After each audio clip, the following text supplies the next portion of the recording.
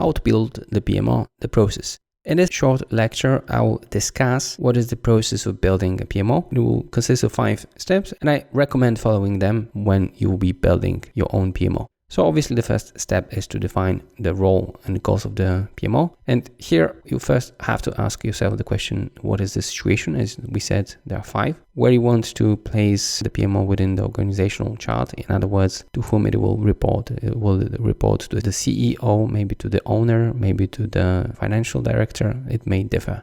Then you have to ask yourself how much power you will give them. So is it more of a coordinator or rather supervisor? Will they be deciding on their own, or they may need acceptance from the management board or maybe somebody else? Then you have to establish who will run it, somebody internal or external, how many people there will be, and what obviously KPIs you will give them. You also have to broadly define what roles they can play on different projects. Once you finish the definition stage, you can move on to the selection projects stage. So here we already assume in a sense that we know what is the situation, what we require from PMO to do. So we can start listing potential projects. This is usually done when there are already at least a person who will run the PMO and maybe one business analyst. Then obviously you have to pick the framework for choosing which projects should be done. We will discuss later on 4 different frameworks that you can choose. And once you select specific projects, to realize them, you have to be more granular and decide on the role of the PMO on each and every project. In some of them, they will act as the project manager, whereas on others, they will simply supervise or maybe provide some resources. The third stage is extremely important. Here you recruit and train PMO team. As I said, when we are talking about selection projects, you should have at least a person who will be responsible for running the PMO and hopefully at least one business analyst. The stage 3 means that you will obviously hire more people, so there will be actually a lot of projects. So the first step is simply to define the ideal profile of the PMO employee, then define their roles. They might be different, so you might have only business analysts, or maybe business analysts and project managers,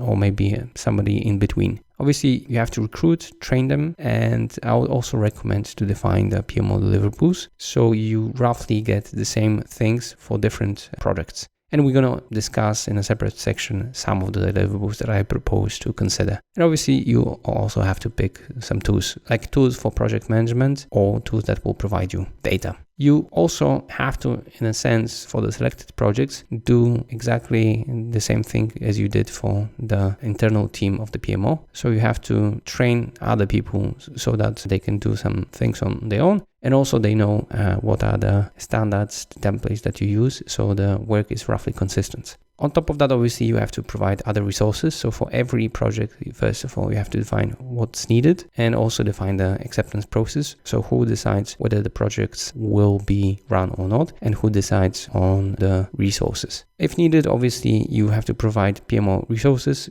Here we usually mean analysts and project managers, and your task is simply to make sure that the selected projects that the management board or the owner have agreed on have the sufficient resources in terms of money and teams. And the last stage is kind of obvious. So you execute the project and supervise others. Here, remember that some of the projects will be so complicated that only you as a PMO will run them, but there will be actually a lot of projects where your role will be more about supervising or providing resources. So always make sure that you understand what your role on the project is.